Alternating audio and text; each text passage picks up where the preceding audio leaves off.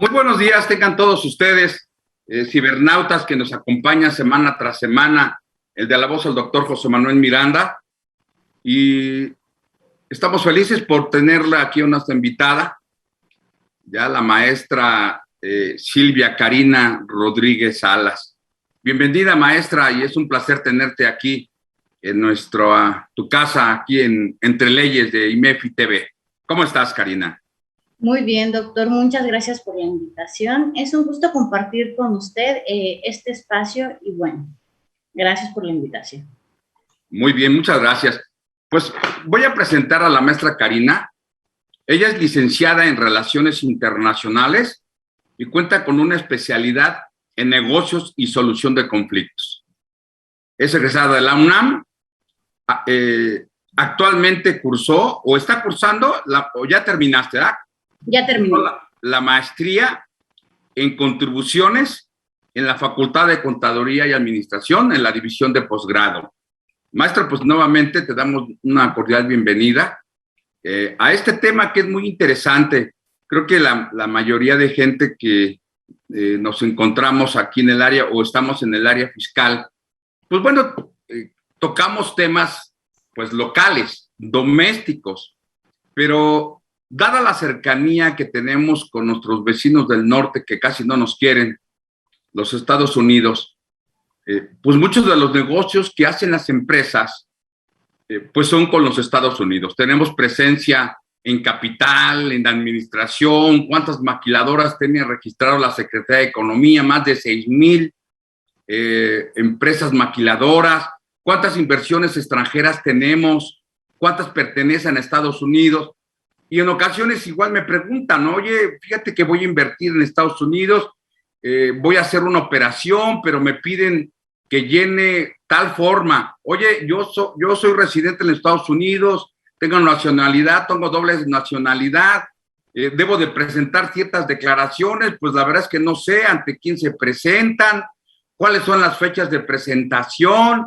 Oye, dicen que en Estados Unidos hay diferentes paraísos fiscales, yo no sabía. ¿Cuántos territorios hay? ¿Cuántos habitantes?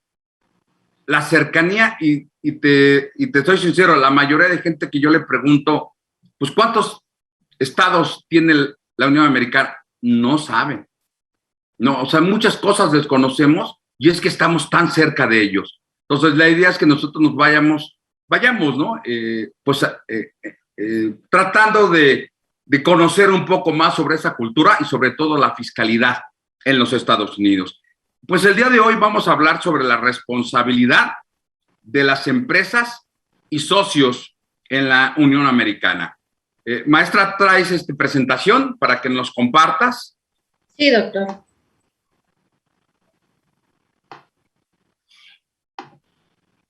Sí, sin duda, así como ha mencionado, pues Estados Unidos siendo una economía más importante a nivel internacional y sobre todo con la cercanía geográfica que tenemos, muchos de los empresarios mexicanos deciden hacer inversiones en alguno de los 50 estados de la Unión Americana, por lo que el tema de responsabilidad de las empresas y de los socios aquí en Estados Unidos es de gran importancia, ya que el éxito de un negocio depende en gran medida del mecanismo o la estructura legal que se decida elegir a través del cual se desarrollará pues la actividad comercial. Como usted ya lo mencionó, tenemos desde maquiladoras y empresas más sofisticadas que pueden llegar hasta ahorita con el tema de la legalización de la cannabis. Muchos de los empresarios mexicanos han decidido llevar a cabo negocios en esta jurisdicción. Me gustaría empezar por detallar la legislación corporativa en Estados Unidos, la cual se caracteriza por una normativa dinámica y flexible donde coexisten diferentes ordenamientos jurídicos. Hay que recordar que la estructura gubernamental de Estados Unidos tiene 3 niveles de gobierno, el federal, el estatal y el local. Así, la legislación corporativa, por un lado, se rige por el derecho federal y por el otro se rige por la ley de cada estado. De modo que los 50 estados tienen sus propias leyes estatales y locales. No obstante, la ley federal es la que delimita los estándares mínimos para la constitución de este tipo de empresas. Con el fin de unificar la incorporación de los distintos tipos de sociedades empresariales, los congresos estatales han adoptado una serie de leyes modelos que a su vez han sido recomendadas por la barra de abogados en Estados Unidos. A saber, es el Acta Modelo de Negocios y Corporaciones, el Acta Uniforme de Sociedades, el Acta Uniforme de Sociedades Limitadas y el Acta de Compañías de Responsabilidad Limitada. En este sentido, cada estado elige qué tipo de ley modelo adoptar en su jurisdicción en función de la actividad económica que tengan. Por ejemplo, en el caso de Kansas, que es un estado industrial agrícola, en comparación de Michigan, que es conocido por su industria automotriz. Al mismo tiempo, los estados, en su calidad de soberanos, tienen la opción de adoptar legislaciones diferentes a estas leyes modelo, y los congresos estatales emiten las leyes de cada empresa conforme a distintos lineamientos. El caso más representativo es el estado de Delaware, en el cual tiene diferentes ventajas corporativas diferentes a los 49 estados restantes, por lo que la mayoría de las empresas se constituyen en este estado. Maestra, perdón que te interrumpa. Este estado de Delaware tiene una característica especial, ¿no? Creo que igual en 5 estados son conocidos como pues, paraísos fiscales, ¿no? Sí, estados con baja imposición, sí, paraísos fiscales. Yo creo que paraísos fiscales es un tema más político, tienen baja imposición, está caracterizado Delaware por una baja imposición en cuanto a impuestos y además maneja mucha privacidad y los costos de incorporación de una empresa son bajos en comparación a los 49 estados de esta Unión Americana. Lo mismo sucede con Florida y con Nevada. También son conocidos como paraísos fiscales. Son 5 más o menos, ¿no? Estados de baja imposición. Sí, es Nevada, Florida, Delaware, Wyoming y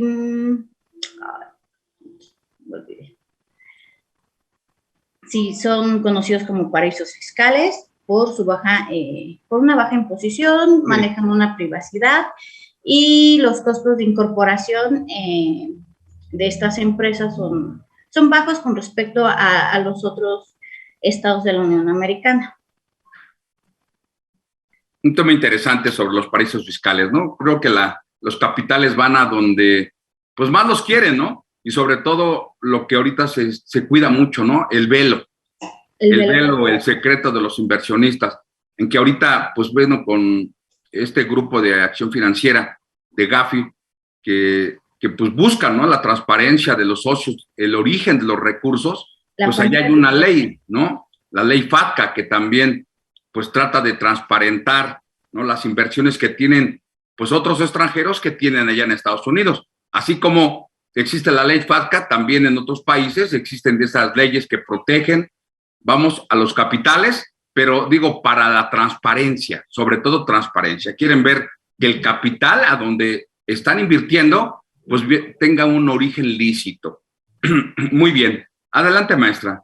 Es correcto. Bueno, empezaré con la situación, el concepto de personalidad jurídica y comentarles que las empresas son denominadas como personas jurídicas en cualquier sistema jurídico moderno y que al igual que las personas físicas también pueden adquirir derechos y obligaciones. En este sentido, la formulación o el concepto más común de personalidad jurídica es la capacidad de una entidad de tener un nombre propio, de demandar y ser demandada y de derecho a comprar, vender, arrendar, hipotecar en su propio nombre. La ley de corporación estadounidense se basa en el principio de que cada corporación es una persona jurídica separada con derechos y obligaciones propios distintos a los de sus accionistas y en el principio de responsabilidad limitada corporativa. En Estados Unidos, una empresa adquiere personalidad jurídica al momento de ser incorporada bajo las leyes de cualquiera de estos 50 estados que conforman dicha federación.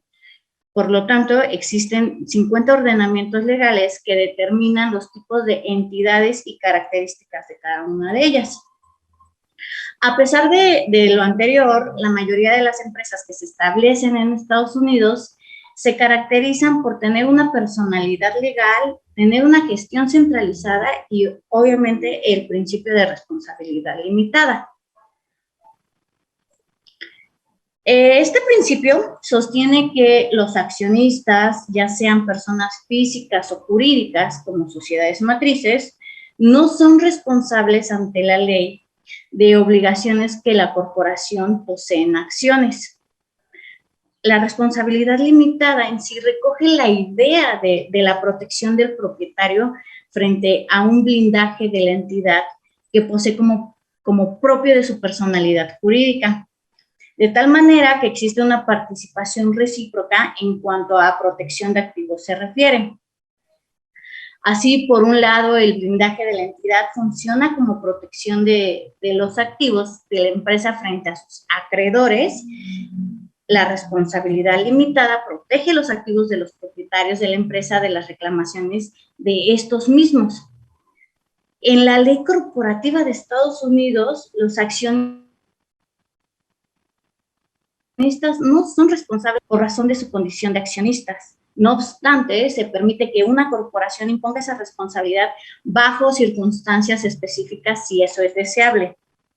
En este sentido, los accionistas pueden participar en las ganancias a través de dividendos y revalorización de acciones, pero no son personalmente responsables de las deudas de la empresa.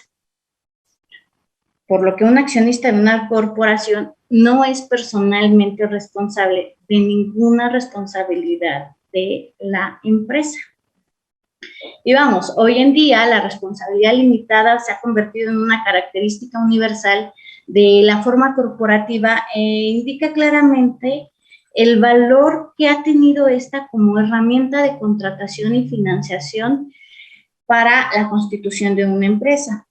Por lo que elegir una entidad jurídica adecuada depende en gran medida de los riesgos de responsabilidad y de las consideraciones impositivas que se lleven en cada una de ellas. Finalmente, es importante mencionar que cuando hago referencia a esta responsabilidad limitada, específicamente me refiero a esta responsabilidad contractual, es decir, aquella responsabilidad limitada a los acreedores que tienen en cuanto a reclamos contractuales sobre la corporación y no se extiende a la responsabilidad limitada en el agravio, donde terceros pueden resultar lesionados como consecuencia del comportamiento negligente de una corporación. No sé si usted tenga algún comentario hasta aquí, doctor.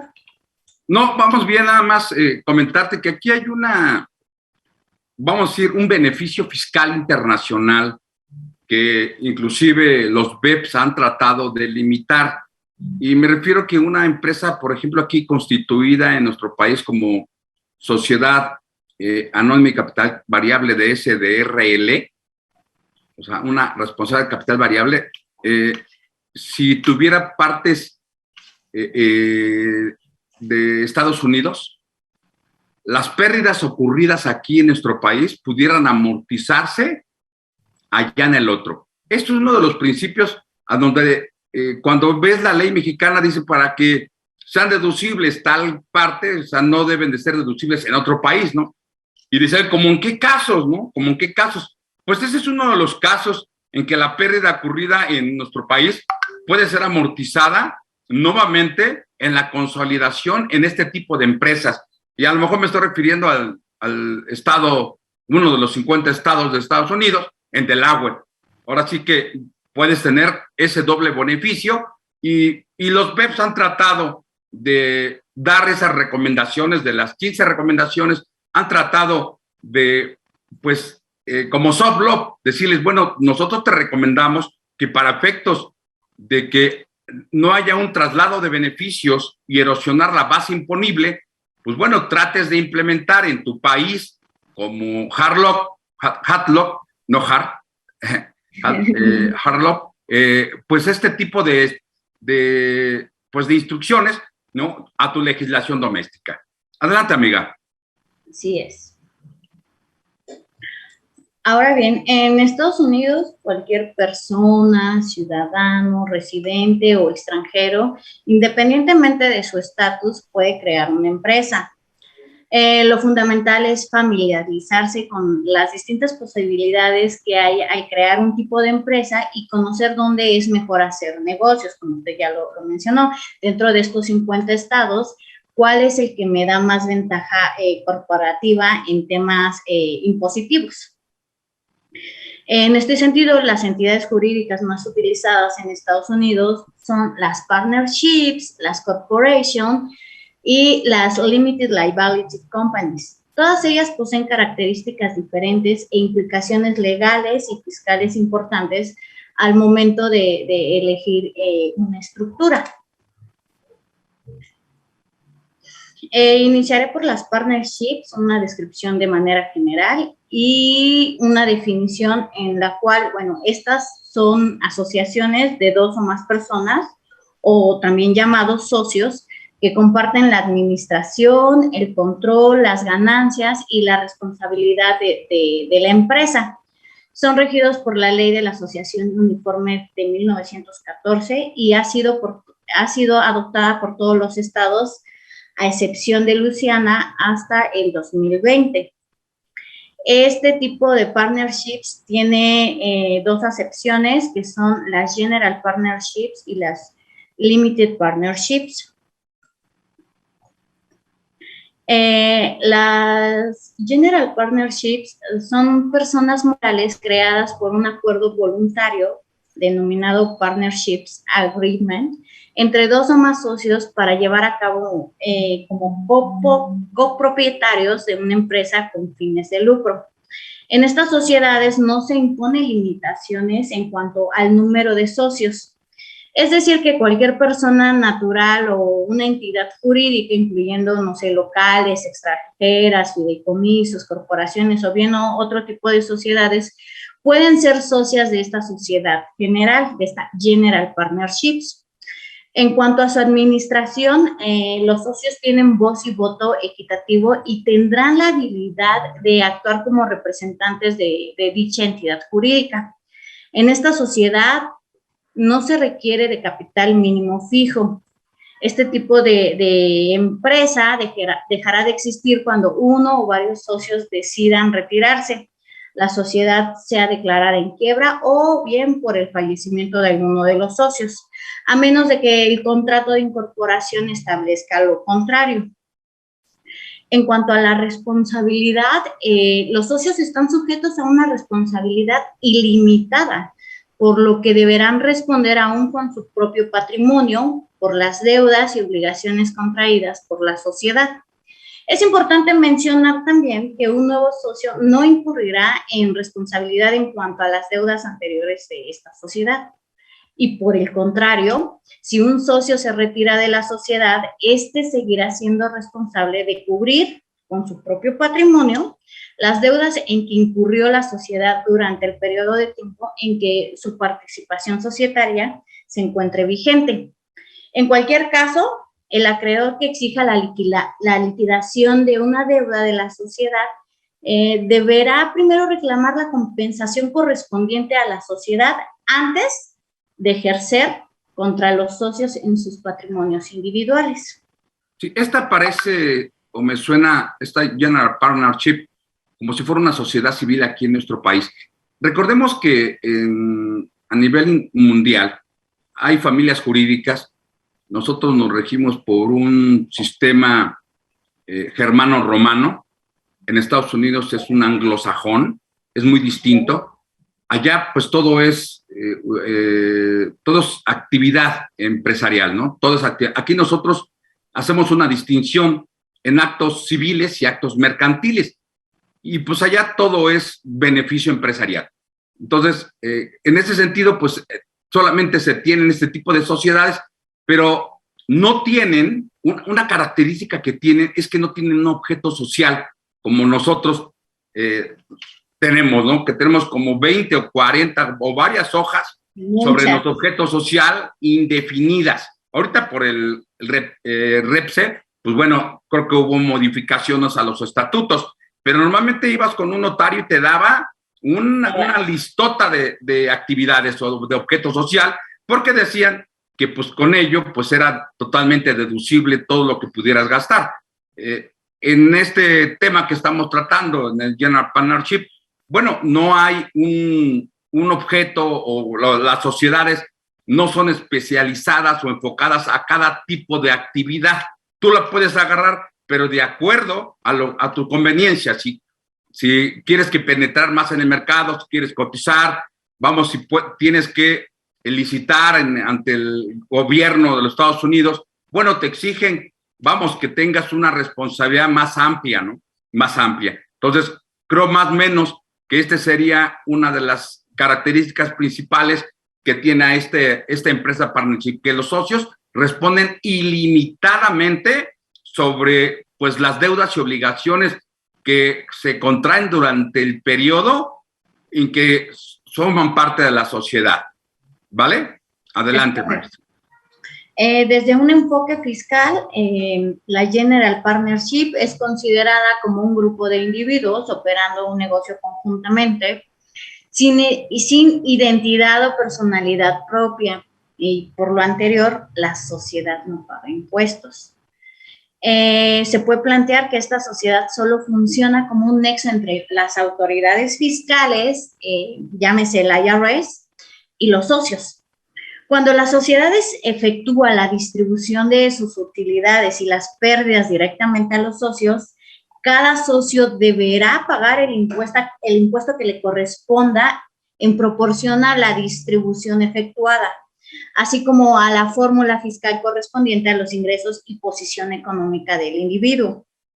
Para efectos de lo anterior, la sociedad está obligada a presentar ante las autoridades fiscales un reporte anual que contenga la información financiera para calcular la obligación de los socios. Maestra, ¿me permites, antes de pasar a la otra entidad, vamos a un corte comercial y ahorita regresamos? Adelante, producción, con temas de interés. Gracias. Muy bien, regresamos con ustedes, gente que nos acompaña semana tras semana. Estamos en plano, entre leyes, en IMEFI TV. Y hoy, pues bueno, contamos con la presencia de una maestra, una querida maestra de la División de Estudios de Posgrado de la Facultad de Contaduría y Administración. Ella es Karina, y que nos viene a hablar sobre la responsabilidad de las empresas que tenemos en Estados Unidos. Y hemos visto hasta ahorita, pues un poco de generalidades, y estábamos hablando de esta primera sociedad que se le conoce, bueno, de personas, que es la General Partnership. Y vamos a entrar a otro tipo de sociedades. Adelante, maestra, si gustas, por favor, continuar. Sí, doctor. Bueno, terminábamos con esta General Partnership y una segunda sociedad que pertenece a la Partnership es la Limited Partnership. Y bueno, esta puede ser constituida entre dos o más personas jurídicas por medio del registro de un certificado de constitución ante las autoridades del estado donde se pretende establecer dicha sociedad. Para la formación de este tipo de empresas se requiere de un socio general y un socio limitado como requisito o elemento básico, que es lo que diferencia a la General Partnership. En este sentido, la administración de esta sociedad recaerá sobre los socios generales, teniendo facultades para actuar como representantes legales de la misma. La sociedad tendrá una duración que los socios estipulen en dichos estatutos y de no estipular el periodo de duración, la sociedad se disolverá al retirarse uno de los socios generales. En cuanto a la responsabilidad, los socios generales también responden de forma ilimitada con la sociedad, exponiendo así su patrimonio personal para cubrir las obligaciones incurridas por dicha persona moral. En términos generales y con excepción de lo establecido en el contrato de incorporación de la misma, el socio general de la sociedad limitada tiene los mismos derechos, obligaciones, restricciones y responsabilidades del socio de una general partnership. Por otra parte, los socios limitados gozan de responsabilidad limitada, exponiendo únicamente el capital con el que hayan contribuido a la sociedad. Los socios limitados no pueden participar en la administración de la sociedad. En el ámbito fiscal, esta sociedad recibe el mismo trato tributario en cuanto al pago de impuestos que el establecido para la General Partnership. Es decir, los socios deberán pagar el impuesto después de realizada la respectiva repartición de las utilidades. Otro tipo de entidad jurídica utilizada en Estados Unidos para hacer negocios es la corporation. Legalmente, es una entidad creada por una ley estatal, la cual es distinta y separada de sus dueños. Se da una administración y operación centralizada, por lo que los accionistas no tienen derecho de influir a adoptar decisiones en la administración de la empresa. La administración recae en un consejo de administración o junta de directores cuyos miembros son elegidos por los accionistas y la duración puede ser indefinida o bien perpetua. Bajo este esquema societario son los directores y sus funcionarios quienes manejan la corporación y en este sentido los accionistas se limitan a proporcionar el capital social, siendo la corporación la persona jurídica responsable por las deudas y obligaciones incurridas en la misma. Los accionistas en cuanto a responsabilidad tienen una responsabilidad limitada, es decir, la corporación se constituye como una persona moral responsable por sus propias deudas y obligaciones, teniendo por lo tanto los accionistas una responsabilidad limitada en cuanto a la sociedad. De esta manera, los socios o accionistas solo arriesgan o exponen la inversión inicial hecha para capitalizar a la corporación a través de la compra de acciones. Sin embargo, los socios o accionistas están obligados a cubrir con sus bienes personales las obligaciones de la empresa ante autoridades fiscales federales y estatales por los impuestos que no hayan sido pagados. En cuanto al enfoque fiscal, de conformidad a las leyes federales, la corporación es un ente jurídico distinto a los accionistas que deberá pagar impuestos sobre sus ingresos. Cuando los ingresos son distribuidos a los accionistas en forma de dividendos, se volverá a causar impuestos por una segunda vez sobre los ingresos individuales de los accionistas, llevándose a cabo entonces una doble tributación. La formación de una corporación no requiere de la aportación mínima de capital, sin embargo, un requisito importante para conservar el velo corporativo y por ende la responsabilidad limitada de los accionistas es capitalizar la corporación de manera adecuada y correlacionada a su objeto y a sus actividades. No sé, doctor, si usted tenga alguna... Esto es lo que nosotros teníamos antes y que nuestras leyes pues son muy... tienen ese beneficio en nuestro país, de que como se rige por el principio de que la sociedad, su persona jurídica es muy distinta a la de los socios, en el momento de decretar dividendos, pues se debe de pagar el impuesto sobre la renta al IRS sobre esa distribución de dividendos. Y luego, para la persona natural que los recibe, es un ingreso que afecta a su patrimonio y debe de pagar y contribuir él como persona natural y sumarle los otros ingresos que pudiera tener como herencias, como pudiera tener de donativos, intereses ganancias de capital y pagar un impuesto sobre la renta en forma global, dependiendo de las células en donde se encuentren en el artículo 26 del Código de Rentas Internas. Esto es lo que sucede igual como en nuestro país, ahora con el régimen de confianza ciudadana de personas morales, de sociedades civiles, que como no tienen ya el derecho a la disminución de los rendimientos de sus socios, la sociedad anónima, perdón, la sociedad responsable limitada, no, disculpa, me estoy volviendo, la sociedad del régimen simplificado de confianza ciudadana de personas morales debe de distribuir un dividendo de conformidad con el 140 y el socio accionista va a acumular los anticipos de los socios entregados, aunque no los haya deducido. Entonces deberá acumularlos, pagar el impuesto sobre la renta, disminuyendo el dividendo que pagó la persona moral y por los anticipos de rendimientos que se estuvo entregando. Ahí es a donde se va a compensar. Pero, sin embargo, en el momento en cuando se distribuyan, ahí está el efecto, como está en Estados Unidos.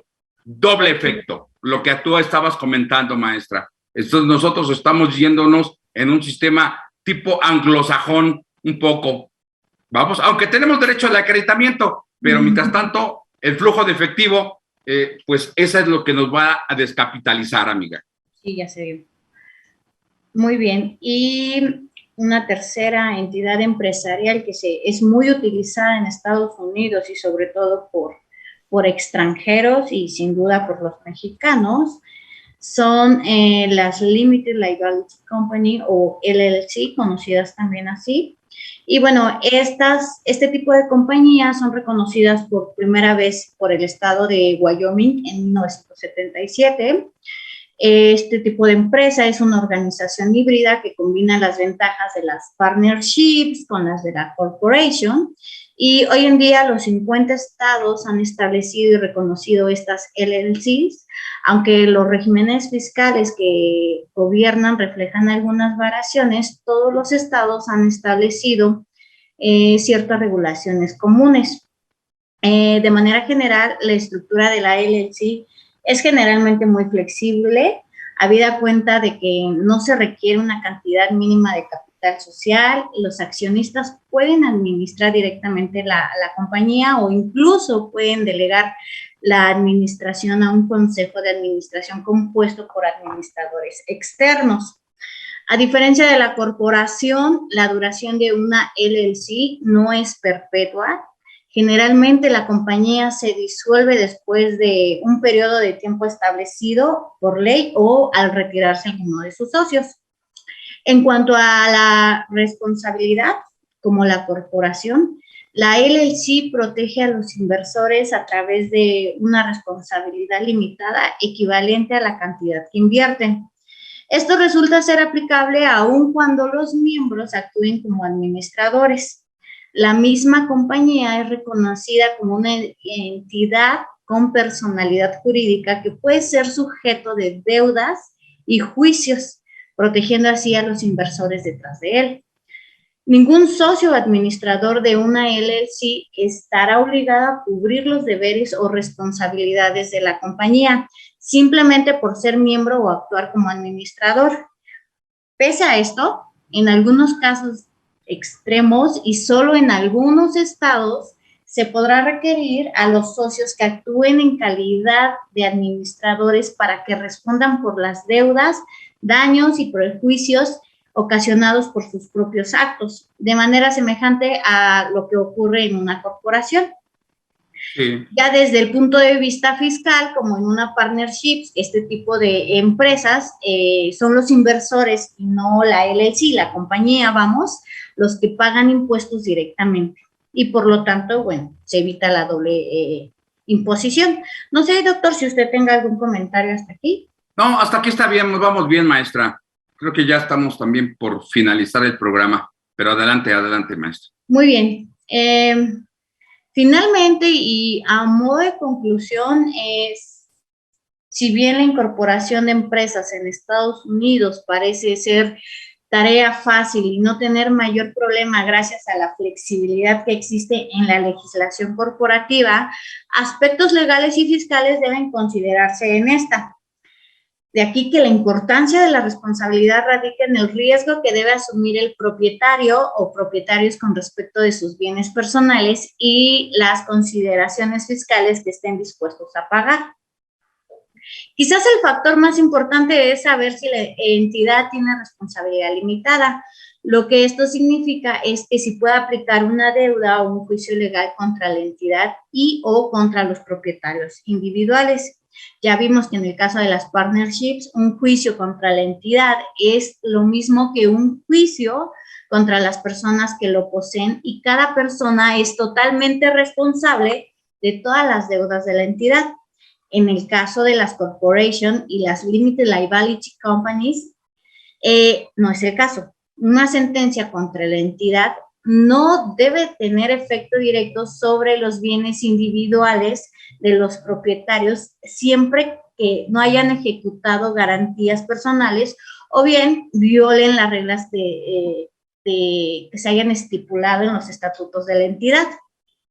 La capacidad de limitar su exposición y, no arriesgarlo todo en el negocio es una ventaja crucial para seleccionar una entidad con responsabilidad, ya sea limitada o ilimitada, en esta jurisdicción. Maestra, perdón que te interrumpa. Allá en Delaware, bueno, no sé si cuentas con el dato, ¿qué tipo de sociedad es más común en la Constitución? Son inmobiliarias, o sea, se dedican a la inversión de desarrollos inmobiliarios. Servicios y, servicios financieros específicamente. Pero, ¿qué tipos son las que se constituyen? O sea, partnership son las LLC, son las Limited Liability Companies. Y digo, se constituyen más allá porque tienen un alto porcentaje de privacidad. Si el gobierno mexicano desea saber quiénes son los accionistas, quiénes son los administradores, debe de pagar para saber esa información, por lo que muchos empresarios acuden a este tipo de estados por la privacidad que posee y por la baja imposición. Sí, y aún van en contra de los principios rectores de los BEPS, de las 15 acciones, que es la transparencia, la sustancia y la coherencia. A través de la transparencia deben de quitarse el velo. Sin embargo, reitero, Estados Unidos tiene sus propios paraísos fiscales y al hablar de paraísos fiscales es un tema muy amplio, ¿no? Porque los satanizan como que al hablar de paraísos están hablando de terrorismo, están hablando de narcotráfico, de lavado de dinero, y las cosas no son así. Las cosas es que, vas a un país a donde está mejor protegido tu inversión, a donde hay un velo, hay un secreto, no hay cambios tantos políticos como aquí en México, tienes una expectativa de derecho que puedas poder proyectar o invertir en ese país.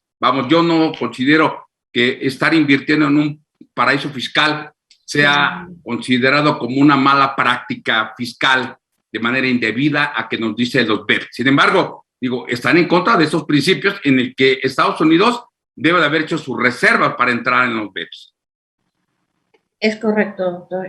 Sí, yo creo que se ha politizado mucho el término de paraísos fiscales, en las cuales, lo primero que nos llega a la mente es lavado de dinero, corrupción, terrorismo, pero pues al final existe este tipo de jurisdicciones que nos ofrecen pues una mayor protección, privacidad, sobre todo para empresarios mexicanos donde vivimos con una inseguridad todos los días y que pues no sabemos si el día de mañana nuestro dinero sea expuesto a información de personas que no la utilicen bien, por lo que también considero que los paraísos fiscales son una buena herramienta, un buen mecanismo para la protección de nuestras inversiones y si eso se le sumamos que hay una baja imposición, claro que lo vamos a elegir. Estamos en un mercado de libre competencia y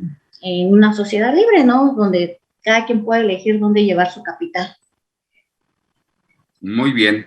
Eso sería todo por mi parte, doctor. Sí, muchísimas gracias, maestra. Seguramente todos estos comentarios son muy valiosos para la gente que nos acompaña Cada semana en este programa de Entre Leyes tratamos de no solamente ver temas locales del área fiscal, sino de todas las diferentes leyes y sobre todo ahorita que estamos abordando pues temas que en otros lugares no los van a encontrar, ¿no? Este tema como de la fiscalidad en los Estados Unidos. Maestra, te agradecemos mucho que hayas venido a compartir tus conocimientos. Y maestra, ¿dónde te encontramos si alguien quisiera preguntarte algo? En mi correo personal es rodriguezsalas1703@gmail.com. Cualquier duda, pregunta, comentario, pues ahí estaré respondiendo. Muchísimas gracias, maestra. Ha sido un placer venir a platicar contigo sobre este tema de responsabilidad de las empresas y la responsabilidad de los socios en los Estados Unidos. Espero que nos vuelvas a acompañar en tu casa, Entre Leyes. Muchas gracias, maestra. Muchas gracias, doctor. Y bueno, nos estamos viendo el próximo jueves. Los esperamos igual con otro tema de interés. Su servidor y amigo, el doctor José Manuel Miranda de Santiago, les damos un fuerte abrazo y nuevamente les pedimos que se cuiden porque todavía esto pues va para largo. Muchas gracias, Dios los bendice y que estén bien. Hasta luego. Gracias.